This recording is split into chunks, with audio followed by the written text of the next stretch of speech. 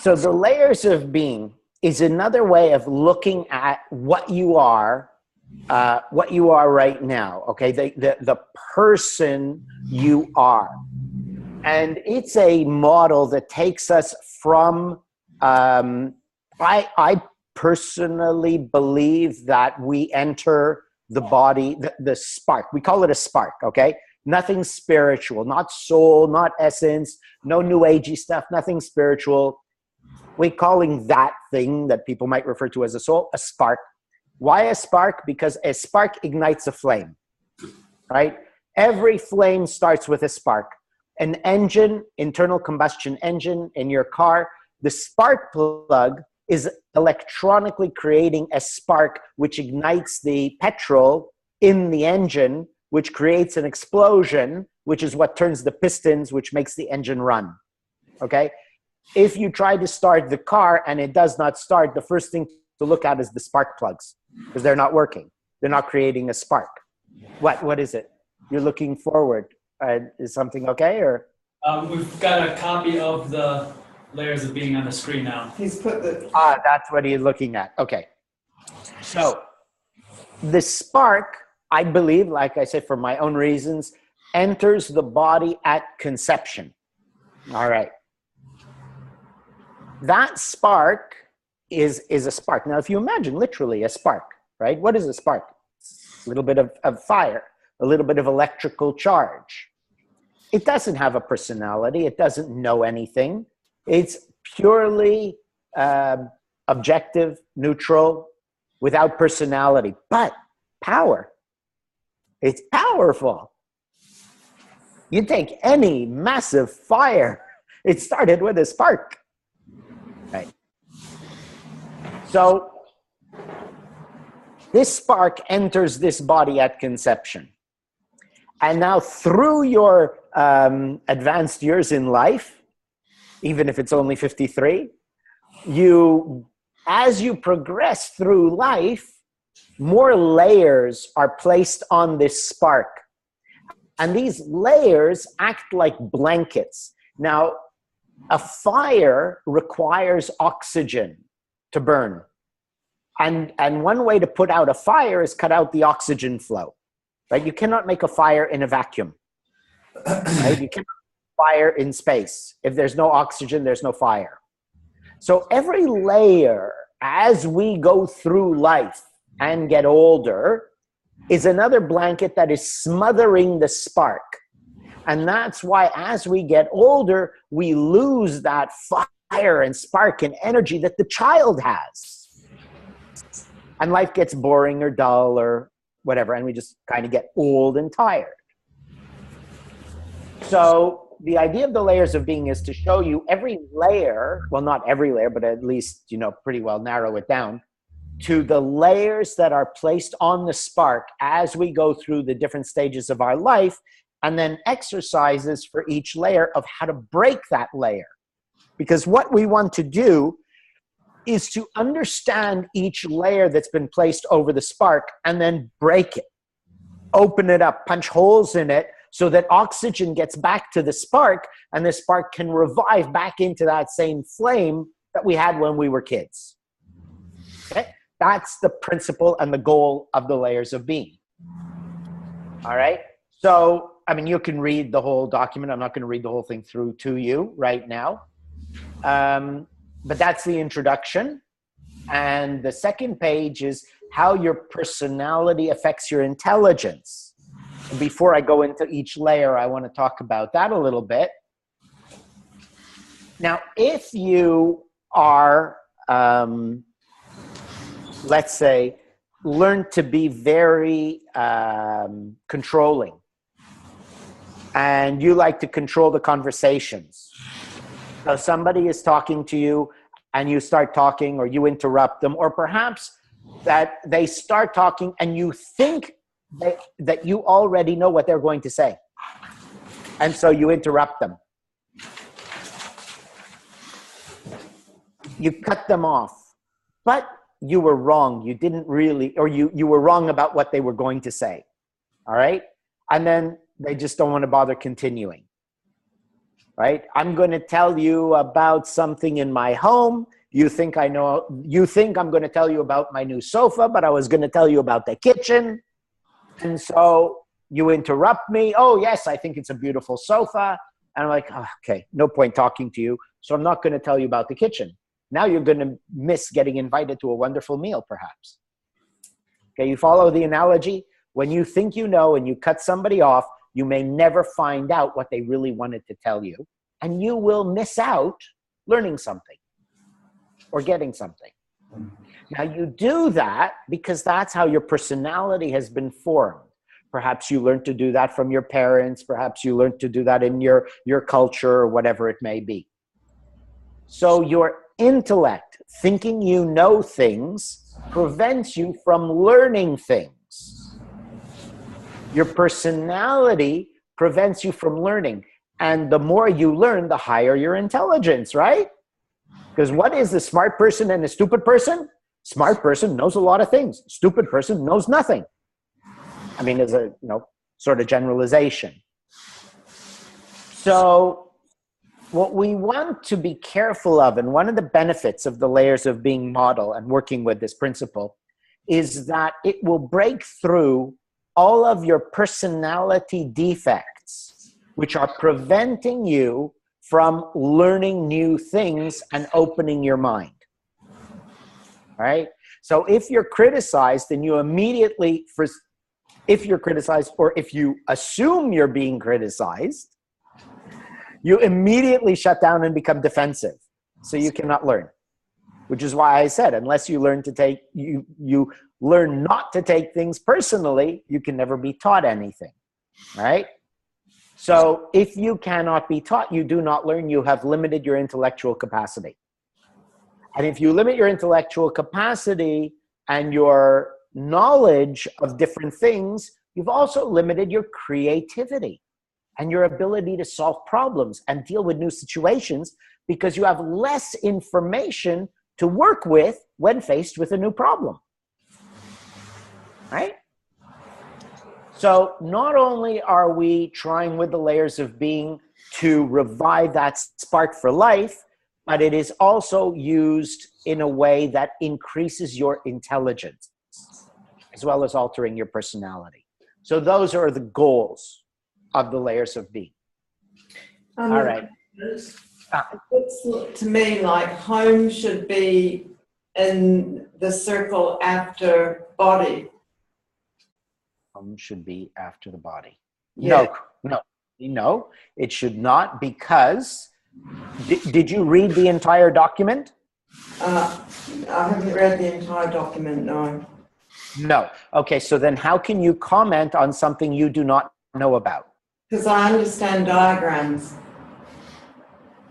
Did you create the diagram? No, but I can see it. Then how do you know what I meant to show through my diagram, which I created?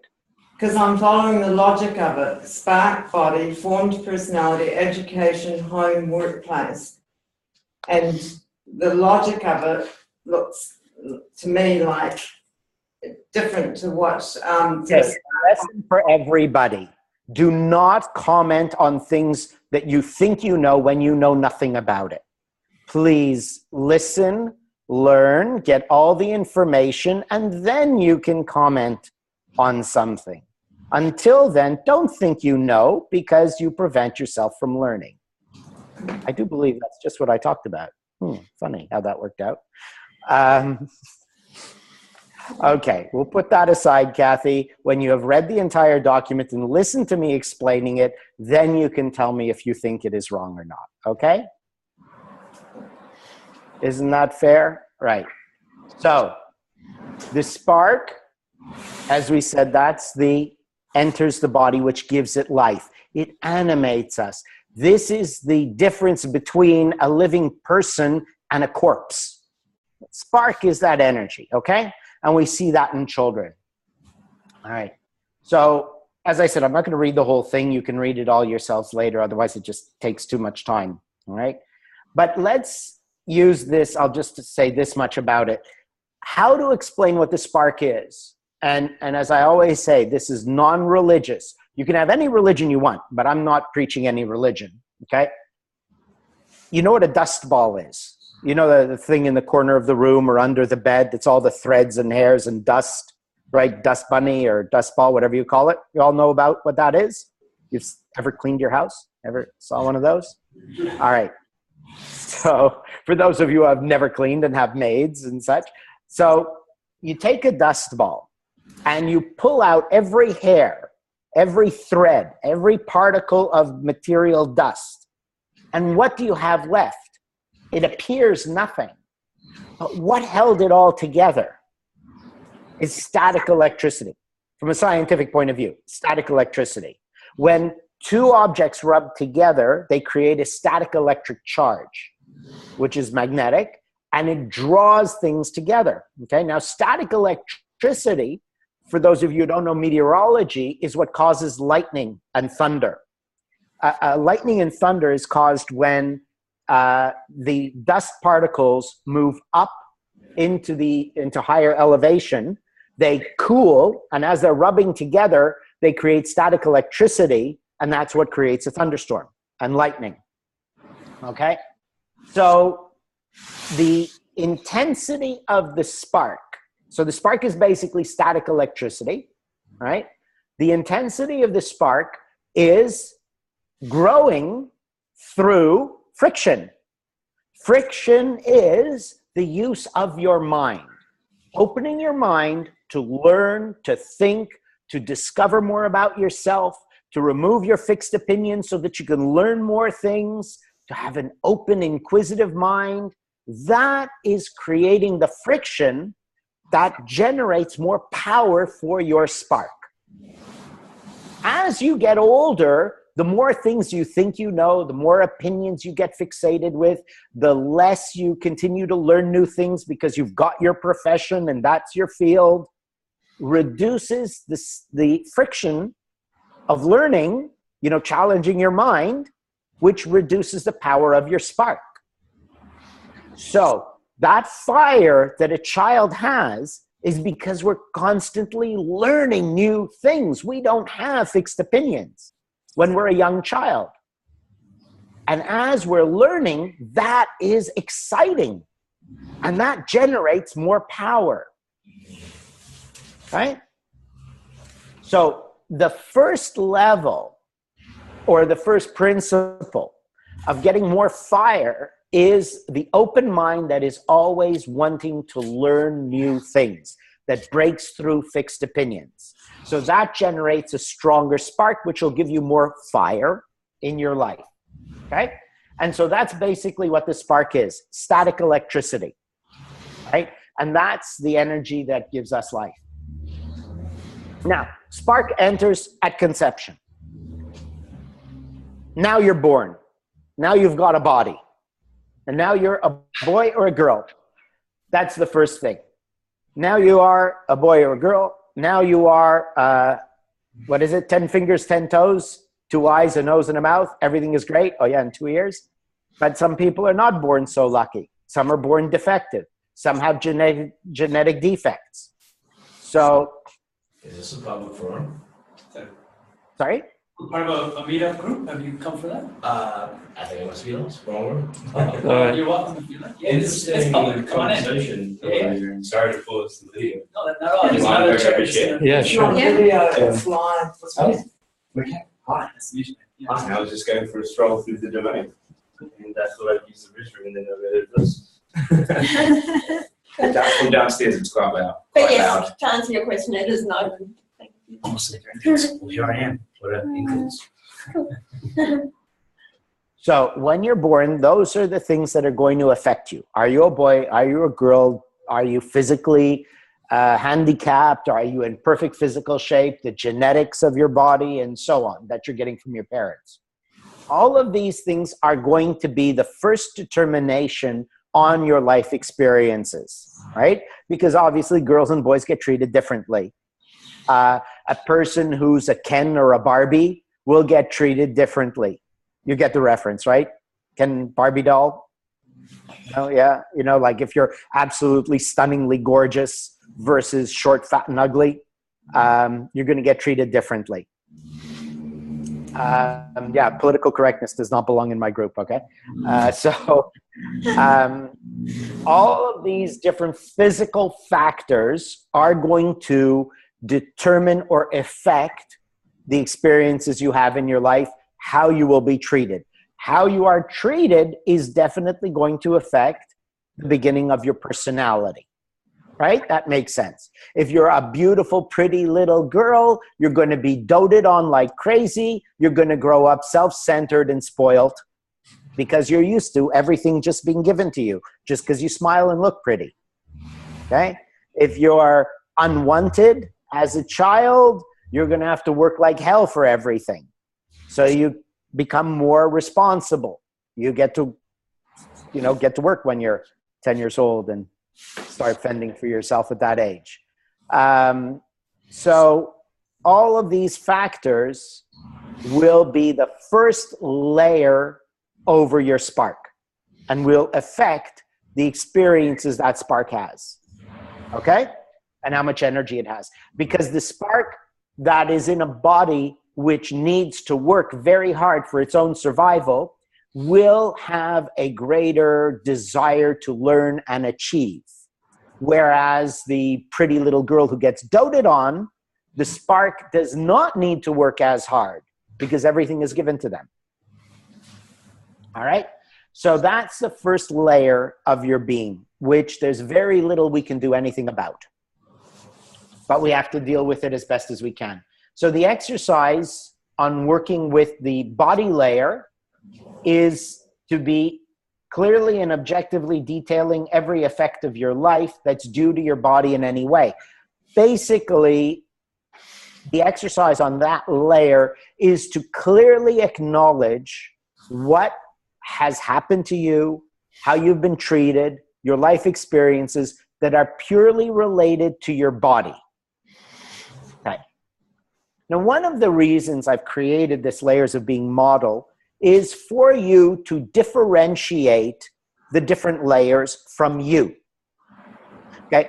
The spark enters the body at conception and animates that body into a living human being. Without the spark, you're a corpse. So what we are ultimately trying to get you to see is the difference between you, the spark, and you, the body, and each layer individually placed upon the spark. By the separation of each of these layers, by their individual examination, you will get a greater realization of you being the spark. And you can then separate all of your limited life experiences that you are taking personally between you, the spark, and one of those layers of your being. Because if I don't like you because of your clothing, you can change your clothing. But if I don't like you because of the color of your skin, well, you cannot change that. So you take it personally. And if you can see that the color of your skin is as much a part of you as the clothing you are wearing, you won't take any prejudices personally. You become much stronger. But if you say, I am black, or I am purple, or I am green, or whatever it is I am, and I'm proud to be that, you are identifying with a layer of your being, which means you are not actually in the full realization that you are the spark. Okay? So that's why we need to clearly see each layer as an individual layer, like clothes that have been sewn onto your body. So you're stuck with it. You're given one set of clothing, you're done. That's all you get for your whole lifetime. Okay? But it is merely clothing that is sewn onto you. So you have to see that difference. All right? So for this first layer, the body, the exercise is to really list out, write it down, take some time. Otherwise, if you do it in your mind drifts and you only think you did it. Everything that has happened to you in your life that has happened purely because of the body you are in. Male, female, good looking, ugly, whatever it is. Okay? Once listed, put in every effort to change any aspect that you can. So if you are a very overweight person who's in very poor health, lose weight, get into good health. If you are, you have a very poor energy or a very poor digestive system, just came to mind, change your diet. Get yourself into better health. Okay? So strive to make as perfect a physical body as possible, physically, health-wise. All right? I'm not saying go for plastic surgery if you look like me and get a hair transplant, but at least I'm in perfect physical health with a lot of energy. I've been told that I have more energy than people that are 20 and 30 years old. All right? That's what you want to get to. And anybody can do that through correct diet and exercise. All right? So strive to do that. Now, what happens by doing this is you are seeing through self-observation, I have lived this many years with this body. I am now going through conscious, deliberate effort to change the condition of my body. Now, when I move, if I pick this up and I take this from here and I take it over there, I have moved it, right? I have changed its position. I can break it in half, changed its form. Therefore, it is not me. It is something outside of me because through my conscious mental effort, I have altered its condition.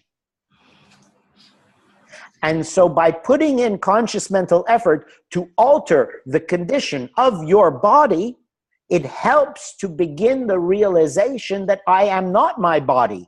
I have control over changing it. Therefore, I am not it.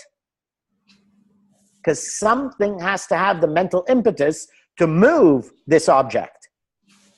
What is it? Okay? At this point, it's enough to be realizing there is something that's different. I am not my body. All right?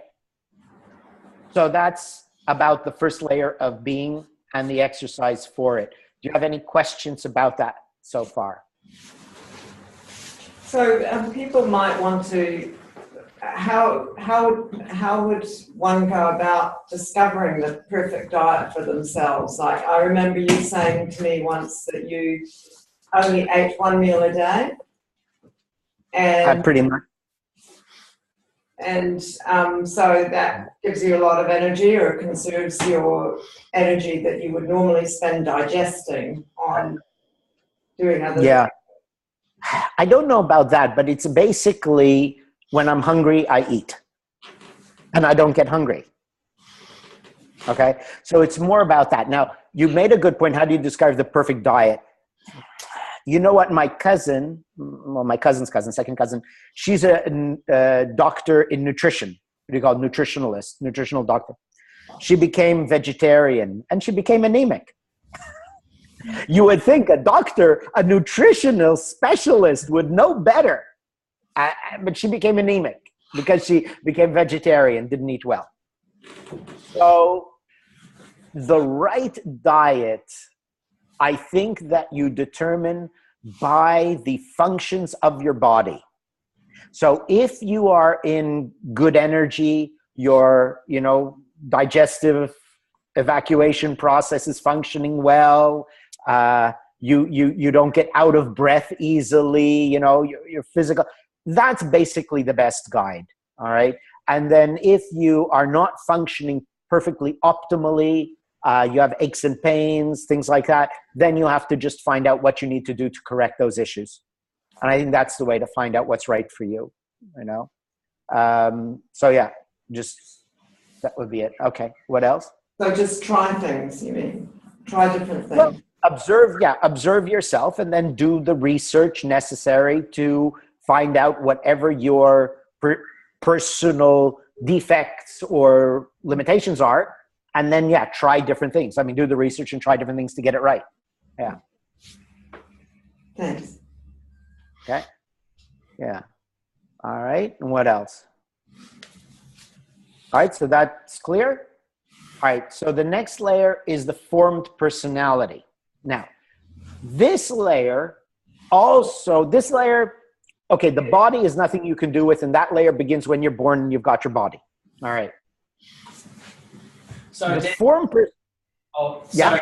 But you talked about the analogy of the sewn on, the clothes being sewn on, right? Yeah. But we're saying we can actually change those clothes as well, right? To a limit. You can change it to a limit. Yeah, I mean, because it's sewn onto you. Like, I mean, you're not going to get shorter. I'm not going to get taller. Right. I mean, there's limits to what we can change. But, you know, I can get thinner and I can get fatter. That's my choice. Right. Because I'm a couple of kilos overweight. So that's why I can still get thinner. But if you, I think Chris should never get thinner. Okay, that's why I had to add that part about the thinner. Okay? Yeah. All right, does that answer you? Yeah, it does. Thank you. Yeah. Okay. Now, formed personality can begin as soon as your parents know if you are a boy or a girl, which I don't know how many months into the pregnancy that can be determined. But as soon as your parents know if you're a boy or a girl, that is when you begin to have your formed personality, because they have already been beginning to program you with male or female thoughts, you know, painting your room, choosing your clothing for when you're born. What are you going to be when you grow up? You know, there's one girl, she's Sri Lankan. She also works here at the poolside. And she just went back to Sri Lanka for 12 days holiday just to go and see her family. She comes back, she's married. I said, you got married? You were there for 12 days, you got married? Did you know you were getting married? No, I didn't know. My parents had selected someone for me. So when I was there, they just said, here is your husband. You're going to marry him tomorrow. And she got married. All right. So there are certain things that as soon as they know if you're a boy or a girl, they're already determining for you. And they are programming you to think that way. And I said, are you happy? Oh, yes, sir. I'm very happy. Because since as soon as they know she was a girl, they had already been programming her to one day, we're going to choose a man for you to marry, and you're going to marry him and live happily ever after and have his babies and take care of him. And so that's what happened, and she's so happy with it. Now imagine a 21-year-old girl, a Kiwi girl, who's having her fun life, and all of a sudden her parents say, oh, tomorrow you're going to marry this guy who you haven't even met yet. You're going to have a nuclear war at that point, aren't you? Okay. So you see how it begins right away. So there's the beginning of your formed personality. Now, the formed personality starts from then and continues to about the early teens. All right? That's that period of your life. In this period, you are going to be programmed with and layered with your culture, your religion, your accent, your preferences for food, what you like, what you don't like. You know, Trump put out a tweet. He said, my administration is going to focus on more jobs for Americans and more Americans in the jobs, right? So Americans are being programmed that the only good people in the world are Americans and we shouldn't employ anybody but Americans, okay? So they're being programmed to be very narrow-minded. Scary in a way, but at any rate, this is a good example. So Muslims are programmed that Muslims are the only right people and only our sect of Muslims are good. The Japanese will always tell you, you're not Japanese and you never will be, so you'll never be good enough. Okay? Everybody is programmed to think their way. And you are programmed with that as you grow up. And the proof of it is, look how many Japanese think that way, Muslims think that way, Sri Lankans think that way, whatever. Right? So you are being programmed without any permission without anyone asking you, and you're formed into your country, religion, culture, preferences, climate, what you like better. All of these things are being imposed upon you, sewn onto your skin, so to speak, with another body. All right? Everything about you is imposed on you, and that restricts you. Now, imagine Trump's statement that more American jobs and jobs for Americans, only Americans in the jobs, whatever it was. I could find it and read it to you if you like. Imagine how limited Americans are going to be. Now, the other thing is they're talking about we need more diversity in the workplace. There's too many white people in executive roles. We need to have blacks and Indians and Hispanics and this and that. And it's like, no, excuse me, that's equally stupid. Because you don't want to put people in a job if they're not capable of doing the job. But likewise, you don't want to reject somebody just because they're not a nice white American. If they're capable of it. McDonald's is a black guy, the CEO. I think they changed him, but he was. Anyway, the CEO was a black guy. The guy running Microsoft is an Indian. Right? So if you're capable, you shouldn't be judged by the color of your skin and your race.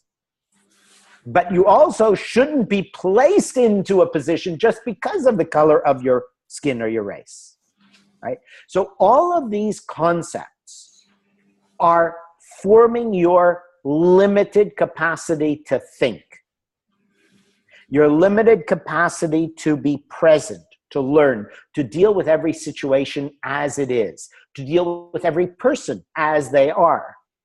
So if you run a company and you think only white Americans, you're going to miss out on perhaps some really wonderful black or Indian or whatever good workers who could be really good.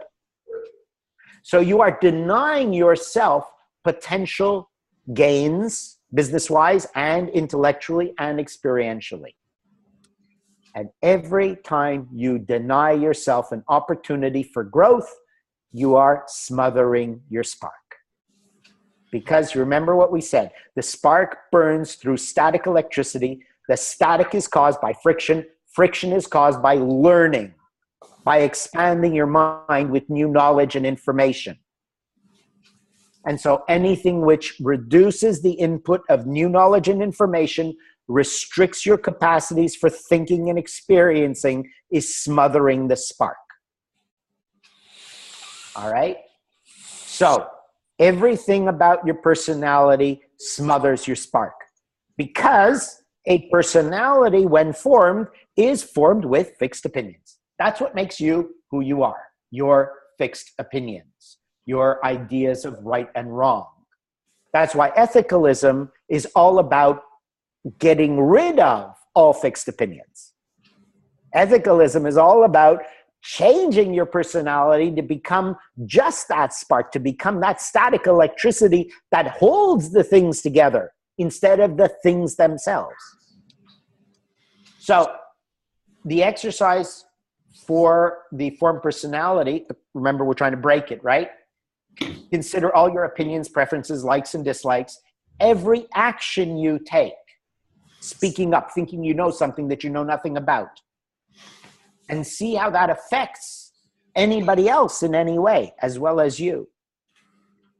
So are your actions affecting other people as well as yourself? Then consider if there's anyone on the planet who would view the same things that you have opinions of, who would view it differently, even if it's a question of murder. There's absolutely no question murder is wrong.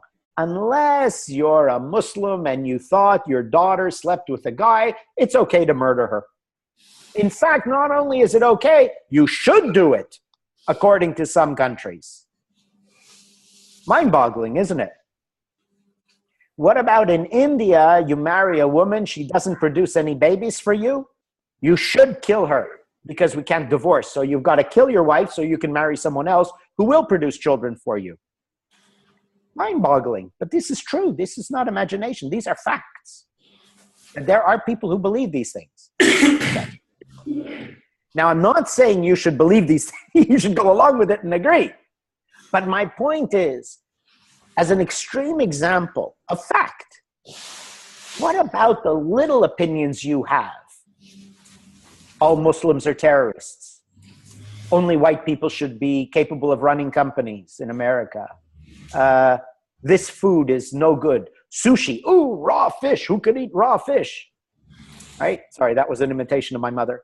So it's true. And I believed her until I was dating a girl when I was in my 20s. And she said, come on, let's go for sushi. And I wanted to impress the girl. So I went and I thought, ooh, you know, raw fish is good.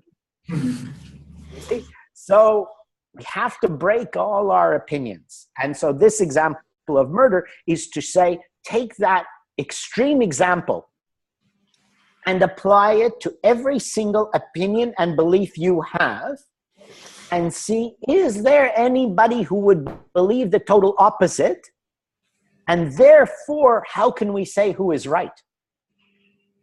I cannot say I am right because somebody else believes the opposite, and he or she also believes they are right. So I've got to break through. Can I just ask you a question about that? I get the point of what you've said, but then I'm thinking almost everything I can think of. I'm sure there's somebody who would think the opposite. So, yes. So how can I say it right? Yes. So what? So what? So I don't think anything? What's your point? Oh, you can think anything, but be prepared to change at any time. Okay. This exercise is to break the layer. Okay. When you believe what I believe is right, you're a solid wall. No windows, no doors. But if I have punched a few holes in that wall by saying, you know what, this thing I believed without doubt, but somebody else believes differently. Okay, you know what? I believe this, but I'm ready to look through this little hole in the wall to see if maybe at this moment I would do things differently. It's just to break away your opinion and say, this is what I believe, but I am not fixated on this being absolutely, universally the correct thing. Right? It's just to prove that you don't really know as much as you think you know. All right? But you can keep your beliefs, of course, but just be ready to change it like I did about sushi. Given the right situation, I have to say, okay, maybe I should try it. Maybe I should taste it and see what it's like. Right? And so that's it. It's basically getting to break away fixed opinions, and it just is a way of letting more air into the spark. Mm-hmm. Yeah. Right? It's just an attitude. It's yes. I'll keep on. Sorry. Oh, okay. Yeah, it's just a way of breaking through fixed opinions and you know, getting you more limber-minded. Mm-hmm. All right, sorry, you wanted to say something? Yeah, I mean, because it could also be in terms of just more smoothly allowing other people to have their ideas as well, and then not trying to force yours on them, which could cause friction and this type of thing. Is that right? Yeah, you should never push your ideas on others. That's a very good point. And yeah, learning from other people. It's all about opening your own mind. You've got to, by listing everything about you, your preferences, likes, dislikes, and so on, you will see what a brick wall you are. Okay, you'll see what a closed mind you have. And the whole purpose is to see that I actually am limiting myself through my opinions, which are not necessarily valid and universal. That's all. I just want to see what's wrong about me. And in so doing, you begin the process of change. So yeah, you don't want to enforce your opinions on others, and you just want to see what you can learn from other people, how you can expand your experiences of life. Okay, what else? That actually includes something like even arranged marriages. I mean, some of those belief systems come from, you know, a strong logical background, and you know, we don't know, maybe that is the most happiest outcome for that person. Absolutely. Absolutely. You cannot say that this girl here is wrong. She may actually have a wonderful life with a great fellow. We don't know. So that's exactly right, Kathy. You've got to break away every opinion and let somebody have their opinion. And then do a scientific study and say, let me look at 1,000 people who chose love and 1,000 ones who were arranged marriage. And let's see if I can say 98% of those don't work and 98% of those do. I'm going to lean in that direction. But if it's 50-50, case by case, no opinion. Right? So the trick is to wake up to what you disagree to. Yeah, exactly. Look for things you disagree with. Look for things you're adamantly certain about, and never be adamantly certain. There always has to be the room in your mind that you are wrong. There's always, you're never going to be 100% right, except when you are. Okay? But there always has to be the window or the door open in that brick wall that allows for the possibility that you are wrong. That's what I'm trying to give you. A little bit of space that allows for the possibility you are wrong. You know, or you could be like my father. When I was younger, if I was something I wanted to say or disagree with, he said, stop. Let's be clear of one thing before you speak. You are wrong, I am right, because I am the father. If it is the middle of the day and I say it is night because I am the father. Okay, that's definitely what we don't want to be. All right, so I could be my father's son and I could have the same attitude, or I could open my mind and never take that attitude. All right, so you actually have that attitude. Everybody has at some time, in some situations, an attitude of, I'm the father, I know better, I'm the man, I'm stronger, I'm the girl, I'm more intuitive, whatever. Everyone's got these kind of moments to where we use some layer of our being as the excuse to say, I'm right and that's it. And that is what I want to break through. Okay? And that we will do by looking for those moments, by examining all of our fixed opinions. Great. Perfect, David. Okay. We've just got maybe about 30 more minutes, and we've got maybe 3 more of these layers to get through. So maybe we'll carry on to the next one then. We've got about Right, 10 okay. minutes each. Education, well, we can always, what? Down the hall, is it? Oh, yep, just straight and then. Yeah, turn left. Thank you. Okay. And we can always continue next week also, but anyway, you'll read that, but you got to check the Bible. Boy, the Old Testament, Book of Genesis and Exodus, God, we're a horrible creature. I don't know why God let us live yet again. Men are selling their wives off to save their own skin and make money. Man is offering his 2 virgin daughters to the horde of wild guys to rape and do anything they want with, so he protects his house guests. I mean, there are so many things, and I've quoted a couple of them in this article. But if you look at the Old Testament, which is in the New Testament as well, you know, the Book of Genesis and all that, you'd see, you know, humans are by nature pretty nasty creatures. And you have to think about the subliminal programming for people who believe the Bible and wonderful book and all of this, and say, wow, what is it actually teaching us? Okay? So there's a lot to understand about generational programming of the attitudes that you have, which have been modified to the modern world, but may still have some effects on you. The arrogance of men being superior to women. It's blatant. No, it's all through this Old Testament. So you've got to think of, why are men better than women? Actually, I don't know why, but I know we are. Well, where does that come from? Well, I'm a good Christian, and you know, and I don't know, but it's just there. And so you look back and you say, wow, you know what? That's what the Bible teaches me. And you say, well, now, is that what I think? Is it true? Or am I only having that kind of underlying belief because for 2,000 years they've been telling me this? or 3,000 years, because it's the Old Testament, right? So this is what I want you to look at. Every single thought and belief that pops into your head as you go through the day, and examine what's valid, where it came from.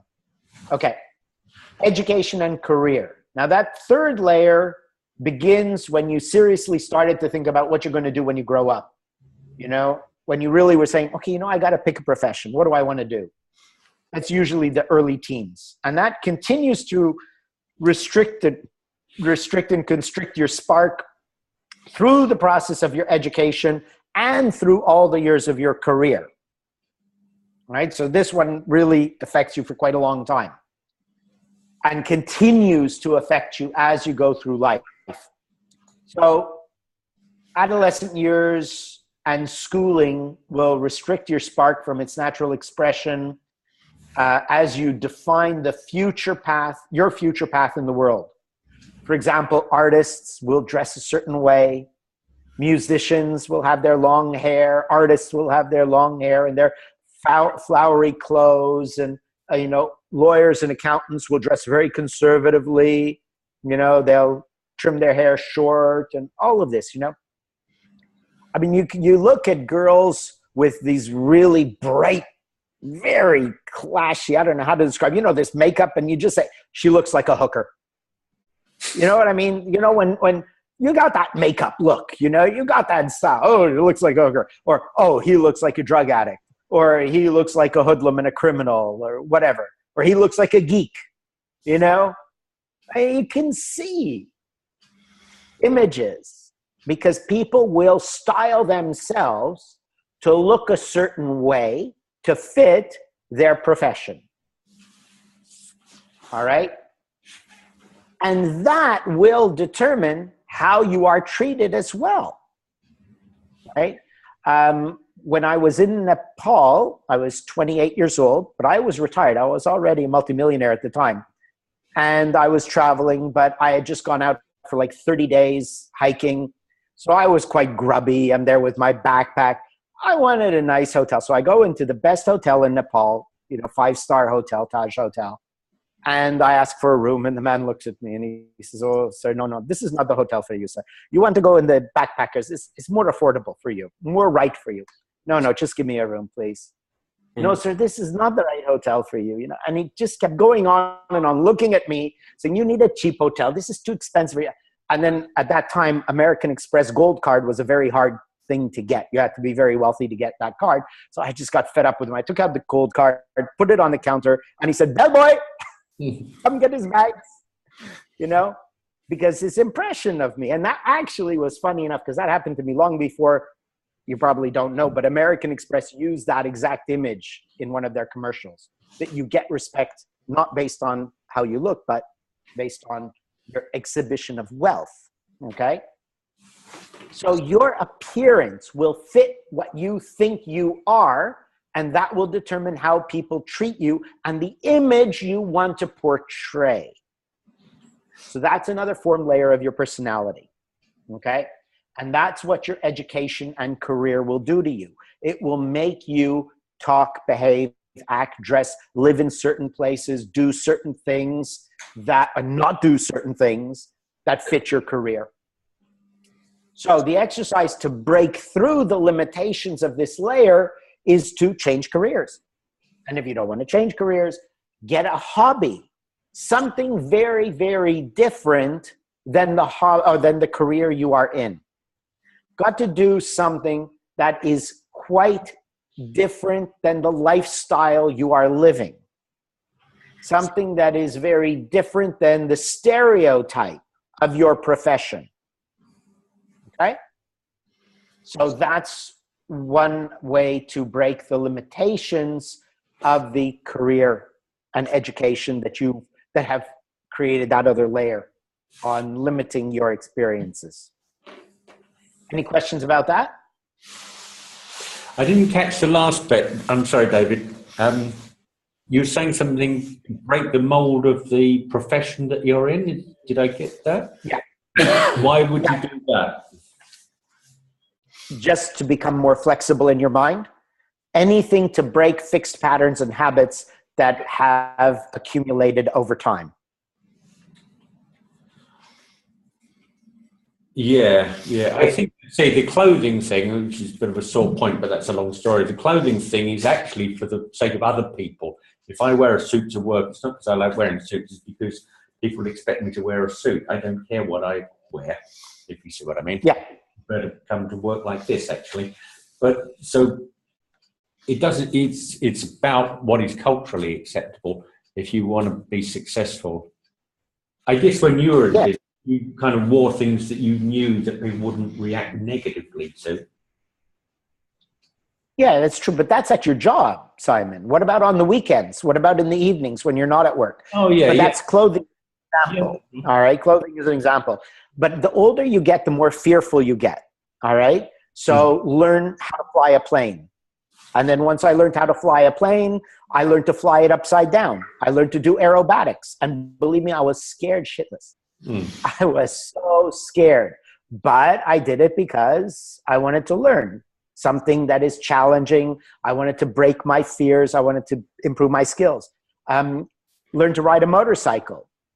Do something that is contrary to the very conservative. I mean, assuming a person is extremely conservative, do something a little more risky, a little more dangerous. All right. For example, I'm raised in a city and, you know, everything is clean and my mother hated bugs and all of that. So I started to go camping, and not only camping, but I would do even 10-day trips in the desert or the forest, and I would sleep outside, not even in a tent. And one day I had a scorpion inside my sleeping bag. All right. So these, you know, you challenge yourself to do things which are different than things I would do because of whatever is relevant to your profession or your career, you know, to be conservative or to be not conservative. Like Mark Zuckerberg, when he started Facebook and they're going public, he still wanted to wear his hoodie. Well, you know what? If you're going to run a public company and you're going to go to the bankers, dress decently, you know, and which he does now. All right. So that's the sort of thing. It can go either way. You do have to conform to your environment, but find places where you can do things differently to give yourself that various experience. Okay? That's really interesting. I looked at it from the career perspective of there's very clearly some work activities and personalities in my job settings that really frustrate me and make me feel a bit down, let's say. So that's quenching the spark, right? So that's an obvious thing. Yeah. So I think like, okay, change careers, change whatever cities or something like this, because it's a really, really bad problem where I'm really affected by it. But if I'm hearing you right, you're saying also not just that, but even if everything is okay with your job technically, and it's not depressing you or making you feel bad in any way, still go into it and try to mix things up a bit, right? Because that will... Maybe, but you don't want to jeopardize a good situation. That's why I said take up a hobby. Okay, outside of the career. Yes. Okay. Yeah, take up a hobby outside your career, which is something very different. You know, for me as a businessman, so I took up flying and flying aerobatics. Then I took up motorcycles and would do long trips on motorcycles, and then the camping and the hike, you know. So you take something that's very different than your career. Okay. Right. So I think my point to generalize is don't just try to fix something if something is terribly broken, but try to mix things up even if it's on the level. That's right. Yeah. You've got to do something different. Right. You know, but you don't want to ruin your life and give up a great life or a great job or something, but you can still do something different outside of that. Thanks. Okay. Yep. All right. So is that good? Move to the next layer. Mm-hmm. Yeah. Okay. Next layer is your home or your room. This layer begins to affect you when you get your own home or your own room. I put in your own room because some people, when they're younger, they get their own room and they have quite a bit of autonomy in their room and their space. But pretty much this is when you get your own home. So you are grown up, you're an adult, you have your career, you're making money, and you leave your parents' house and you go live in your own place. Okay? Now that's your own home. And now it's your home. What are the conditions of your home? How is it decorated? And where is it situated? Now, your home has a tremendous effect on your life, on your life energy, because if you are living in a place where there are sirens, you're in the middle of a city, and there are sirens, and there are noisy cars and noisy motorcycles, or drunk people walking outside all the time, or all kinds of disruptions, that will have a great disturbance on your sleep, on your rest, on your dreams, and so on. Then the decoration, versus being in a peaceful place. Then the decorations. Is your house extremely cluttered? Is it busy with all kinds of colors and paintings and art and those dust collectors, and you have a collection of all kinds of stuff all over your house? Is it a very busy place, or is it more Zen-like, where there's nothing, where there's very little decorations, very simple furniture, very clean walls, where there's a very peaceful place? Okay? So your home, first is location. Is it suitable to having a retreat from the busyness of your day? Is it a peaceful place where your body and your mind can rest without disturbance?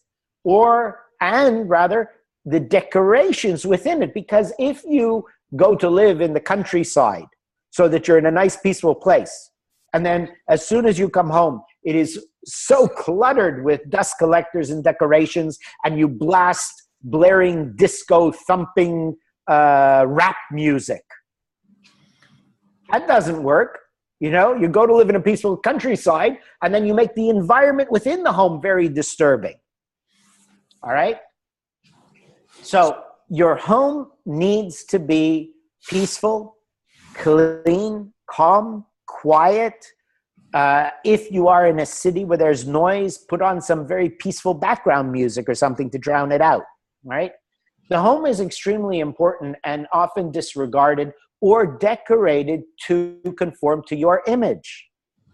So a lot of people, if they're wealthy, they should have very nice, expensive artworks.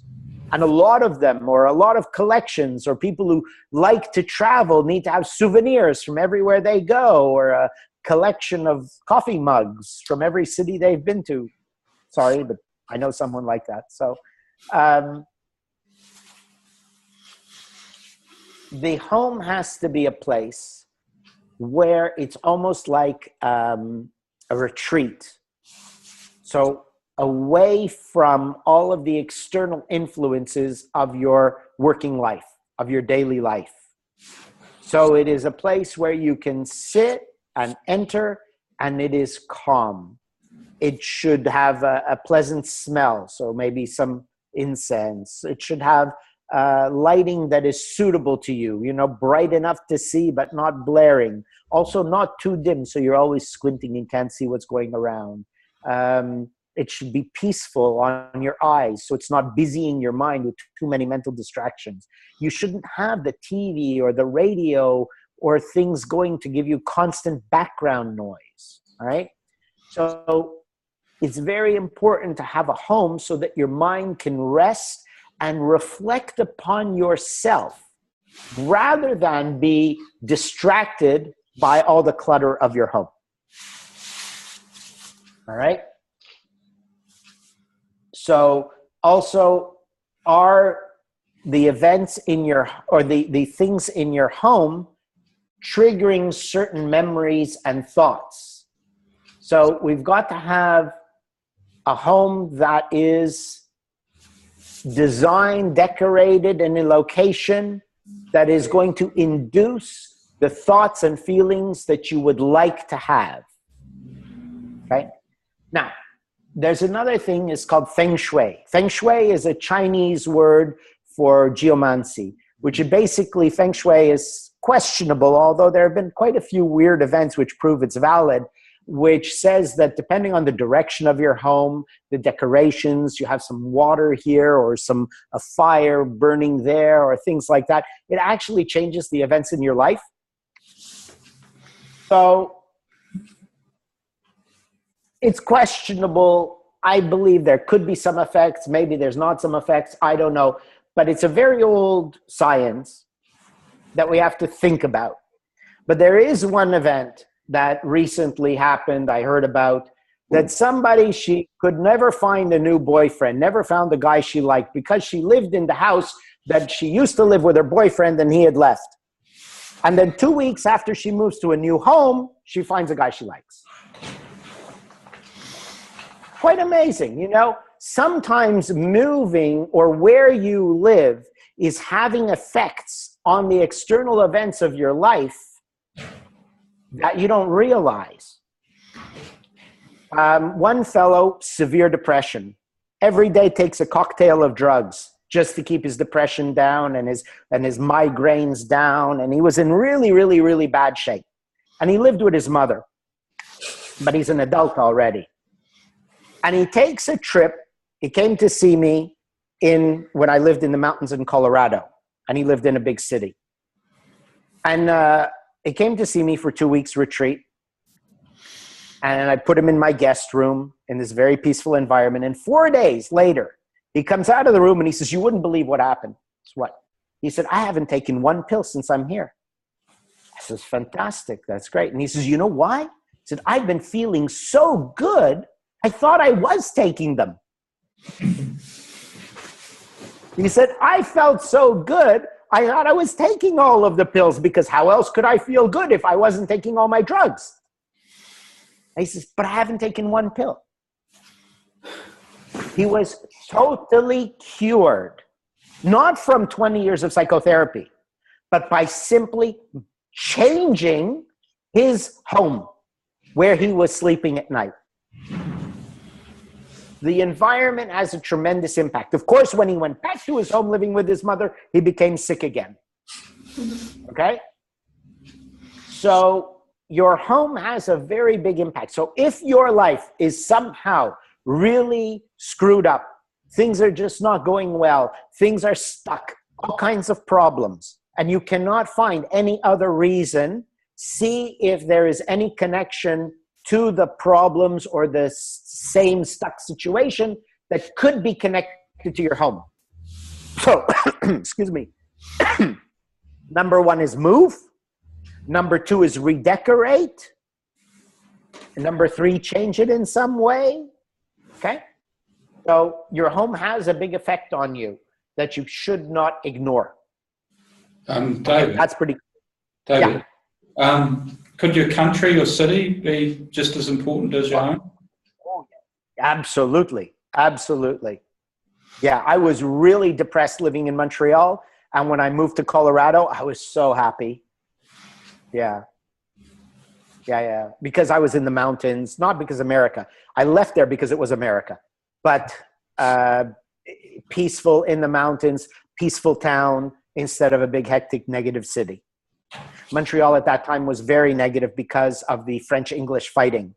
So we had almost a little bit of a civil war almost going on, but there was tremendous violence and hatred in the city because the French and English fight. So yeah, your city has a big deal, plays a big part of it. Okay. All right. What else? That's good? So time. Okay. Next is workplace. Now, workplace, this layer, now you see how each of these layers come one after the other, right? Your body, your form personality as you grow up, your education, your career, then you get your own home. And now you've got your own home, now you've got a job, and you've got to stay with that job because you've got to pay rent or the mortgage because you've got your own home. And so your workplace becomes more permanent because when you are 20 years old and you get a job and you still live with your parents, you don't have any big financial obligations and you don't like it, you say, piss off, I'm quitting. I don't care. But when you now have your own house and you have rent to pay every week or every month and you have a mortgage to pay and you have expenses, I got to stick with my job. I can't afford to just give it up and have no income, because who's going to pay my bills? So that's why workplace now comes after home. So the workplace, the layer, this is the most overwhelming factor, because the majority of your time is spent at work. The majority of your waking hours is spent on your job. And depending on your job, even when you leave the office, you come home, you're still thinking about your job, right? So your workplace is extremely important to your overall moods, energy, and that means how you will think, how you will be creative. So it is very important to consider, is your job, your workplace, and your the people you work with inspiring, uplifting, or negative and depressing? Okay, that's the first. The second part of that is it your problem or is it really them? In other words, you just want to be pissed off with life, so you're finding excuses and blaming it on other people you work with? Or is it really them and the boss and the job and things like that? Let's assume it's really the people you work with.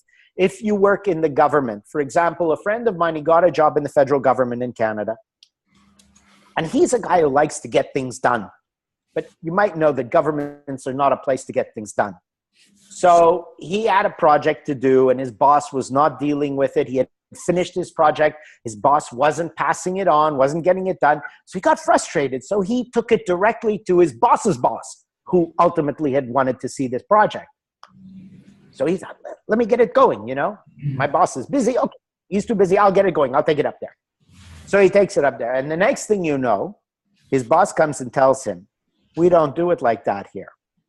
He said, if you want to keep your job, you don't get things done. I love it. You don't get things done, because that's a government. We have to make sure things drag on so we have job security, because we never finish our projects. So it could be very frustrating dealing with a government job, for example, for a corporate job where you're in the middle and you're restricted by the hierarchy and the ass kissing that goes on in corporations, you know, and things like that. So where do you work? What are you working with? What are the limitations of that environment? And is that affecting you in a very negative way? Right? So you've got to consider the effects of your job. Now, sometimes it is worth the risk and quitting. All right? And that is something you have to take in serious consideration of the extent to the people you work with, how that affects you, and what is to be done to change that. That's reasonable, feasible, and worth the risk. Okay, and that's the exercise for fixing the workplace issue. Now, going back, and this is a principle that applies to almost every layer, which is when the need arises, the solution appears. Okay, when the need arises, the solution appears. And this principle applies to several of the layers and many of the things I've talked to you about tonight. But one of them is, if you have acknowledged all the layers of your being, you're working on changing them, you're working on opening things up, and then you get to the workplace. And this workplace is stifling. But you need the income. But it's stifling and it's killing you. And you've come to see that I have changed everything I can, but this has to go also. And I don't have another job. But you have accepted and determined you must leave this job. And that becomes a tremendous need. Then it is possible a solution may appear, because the need becomes so intense and you are so committed to making this change. And you have worked on all the other layers, which means you do not have fixed opinions that I'm a lawyer, therefore I got to get another lawyer job. But I've broken past the layer of my career fixations, and I say, I am a lawyer, I've been a lawyer all my life, and now I can go be a photographer or an artist. It's possible.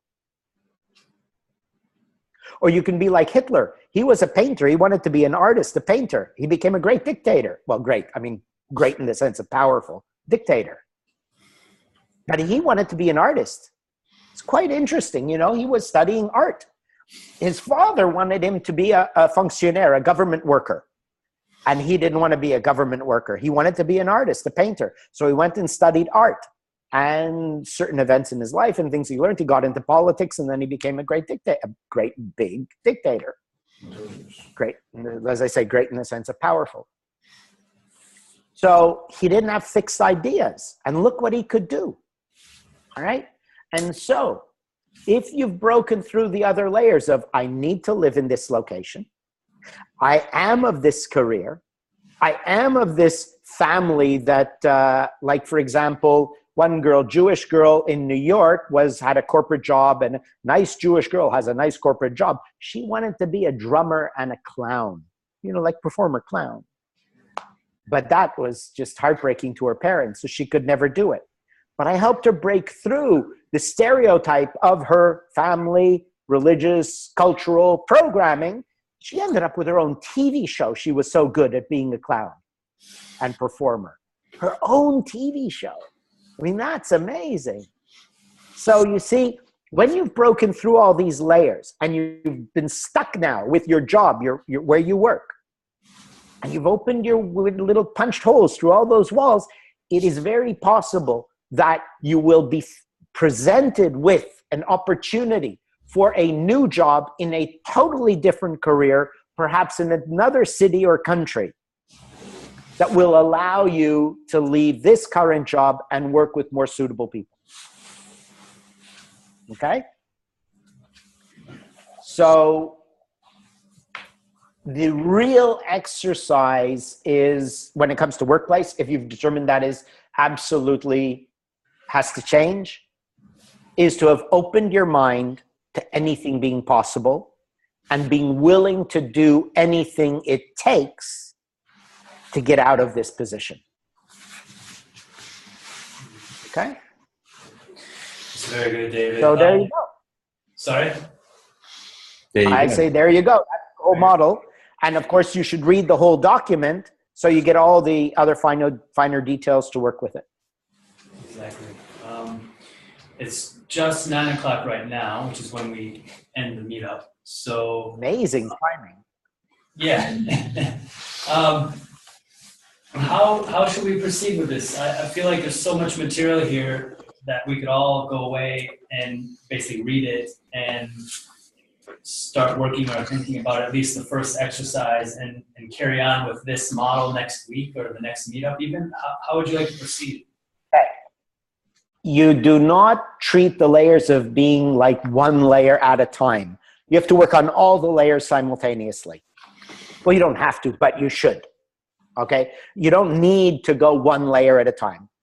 Each layer is there described. Each layer has an exercise described. You should work on all of them simultaneously. You'll get, you know, it's like if you want to hop or you want to run. Use both legs. You'll get there quicker. Okay? So use all the layers. You'll get there quicker. So you should really be working on all the exercises on all the layers and then report your experiences so we can expand on it and take it deeper. So that's something you should do. And then work on the next two ethics and exercises to go with those ethics.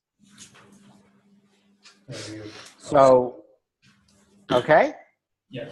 And that's what you should be doing this week. And, you know, for the new people, this isn't just a social group. I'm not interested in social. As you see, I'm not doing it for the big money. I'm interested in people actually making a significant change in their life. So you don't have to do the exercises, but it sure does make it a lot more useful. And that's what we would like it to be, a group of people who actually do something and try to make their life a lot better. And then participate. Because the more participation, the better it is for everybody and yourself. Okay? So that's what I would do. The exercises on the layers, we'll discuss that, the next two ethics and exercises, and we'll discuss that.